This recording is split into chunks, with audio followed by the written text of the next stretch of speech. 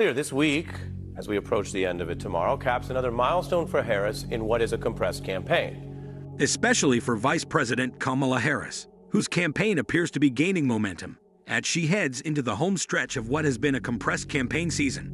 The recent political landscape has been marked by key milestones. These milestones have been particularly crucial for Harris.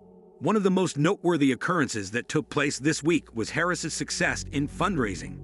She was able to raise $47 million within 24 hours following the debate, which was the most amount of money she had raised since she began publicizing her candidature. This rise in donations reflects a pattern of success that contrasts with the early skepticism she experienced, particularly from political watchers in Washington, D.C., who had doubted her potential following criticisms of her stint as vice president. This skepticism was especially prevalent in the early stages of her campaign.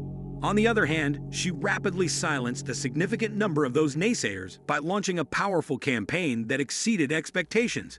At first, a great number of critics were uncertain about how Harris would respond to the pressure that would be placed on him on the national stage, particularly with regard to press coverage. As a result of calls from Republican leaders that she needed to engage more with the press, Harris decided to conduct high-profile national television and radio interviews, all of which received excellent reviews. Throughout the course of the campaign, there was a growing amount of conjecture regarding how Harris would perform in a head-to-head discussion with Donald Trump. Trump is a figure who is known for his unpredictable and frequently combative debating style, which has the ability to shake even the most experienced politicians in the past. The strategy that Trump employed had proven to be tough, even during the election cycle of 2016, when he was successful in eliminating a large number of seasoned contenders. Despite this, Harris was widely seen as having maintained her position against Trump throughout the course of her debate performance. This opinion is supported by preliminary polling data, which demonstrates that the majority of Americans who followed the debate, whether they watched it live or through media coverage, believed that Harris had emerged victorious. The fact that 67 million people watched the discussion live and millions more watched footage of it after it had already taken place demonstrates that there is widespread agreement within the audience. According to the results of the polls, Harris emerged victorious in the debate by a substantial margin, with twice as many respondents stating that she did better than Trump. In addition, the majority of individuals believed that Trump made mistakes during the debate, which was a striking contrast to Harris's immaculate performance. Only 24% of respondents believed that Trump had won the election. Say that he won, because it's all the way down to 24%. Simple math.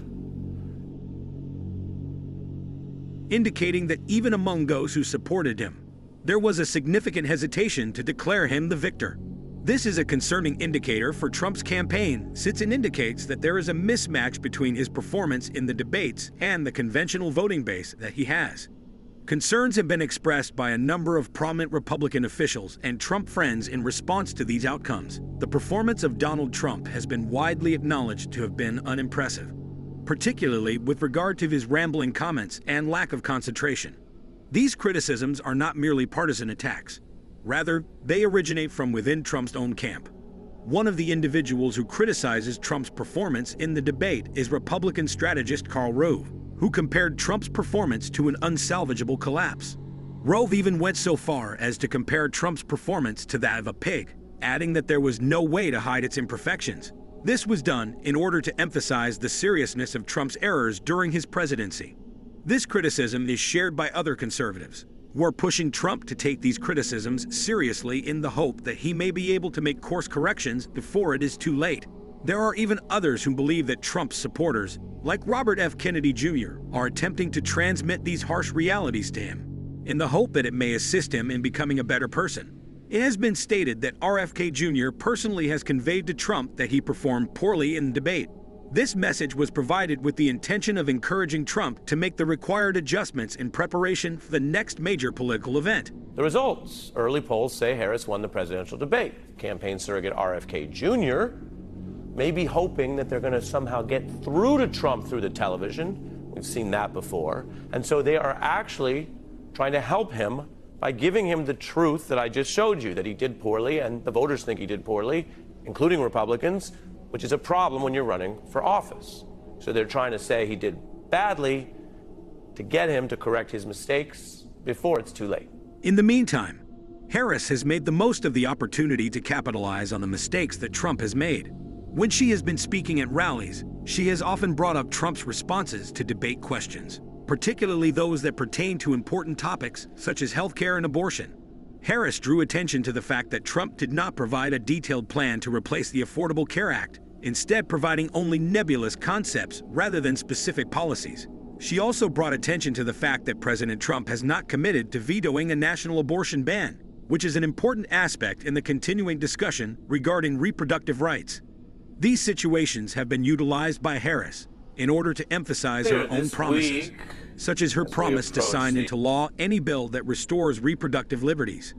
Harris delivers talks in which she not only compares and contrasts different policies, but also criticizes Trump's suitability for government. She has emphasized, drawing from statements made by former officials in the Trump administration, that even those who are closest to Trump have warned the American public about his unsuitability for the presidency.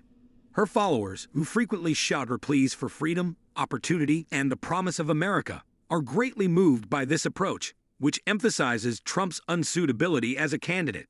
The combination of these rallying cries and her performance in the debate has helped to strengthen Harris's image as a powerful and capable leader who is prepared to compete with Trump in the general election. Moreover, the outstanding turnout at Harris' recent engagements served to further emphasize the momentum that she had gained after the discussion. The attention of Harris's campaign instantly went to Greensboro, North Carolina, where she was scheduled to speak to a throng of up to 10,000 people. Harris had already addressed an enthusiastic crowd at a rally in Charlotte, North Carolina. The Democrats are eager to stress the contrast between the size of the crowd at Trump's latest rally and the size of the throng that Clinton will have if she is successful in filling the arena. In order to emphasize these significant disparities in support, the Harris team has even gone so far as to use mobile billboards. This demonstrates the Democratic campaign's confidence in its strategy. The larger political scene, on the other hand, continues to be riddled with difficulties.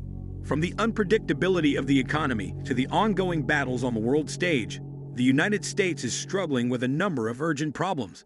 In addition to the difficulties that the Biden-Harris administration and their campaign have been experiencing, these real-world concerns have also contributed to the situation. Nevertheless, in spite of these obstacles, there are indications that a possible turnaround may occur. A number of economic indices, including the declining rate of inflation, have provided the government with some cause for optimism. Trump's debate missteps were highlighted in the headlines of conservative publications, such as the Wall Street Journal on the same day that inflation was reported to be at its lowest level in 3 years. This indicates that even financial elites and Republican leaders are becoming increasingly concerned about his viability as a candidate. The severe criticism that Karl Rove has of Trump's performance is only one indication of the mounting anxiety that is occurring inside the ranks of the Republican Party. The influential person in conservative politics, Karl Rove, made the observation that Trump was crushed by Harris, a woman whom he had previously referred to as dumb as a rock. Considering that Trump continues to disregard the recommendations and cautions of his allies, this kind of criticism from within the administration could be detrimental to him. Harris, on the other hand, appears to be in a position to capitalize on these mistakes, particularly in the event that Trump continues to deny the reality of his lackluster performance. Tough question from a Republican. Now, Karl Rove has clashed with Trump, so the former president could just dismiss this as more anti-Trump bias. But let's be clear, remember what I mentioned earlier. The Harris campaign would love that if Trump continues to dismiss even Republicans trying to warn him that he's doing poorly, or his own supporters like RFK Jr. As the campaign progresses, both candidates will be concentrating their efforts on states that are considered battlegrounds. During the time that Trump is traveling to Nevada, Harris is scheduled to travel to Pennsylvania. A significant amount of weight will be given to these swing states in determining the outcome of the election. Even while the election is still close in many of these states, the landscape that has emerged after the debate appears to be favorable to Harris. This is especially true given that Trump is currently dealing with the aftermath from his lackluster performance. In conclusion, the discussion that took place between Kamala Harris and Donald Trump has proven to be an important point in the campaign. It is not simply that Harris's strong showing has energized her fans, but has also sparked worries within Trump's team about his capacity to sustain his advantage in the race. As the election approaches closer, the most important question will be whether Trump will be able to rebound from this setback or whether Harris's momentum will continue to increase, which might potentially change the direction of the race. Thanks for watching. Don't forget to like and subscribe to our YouTube channel.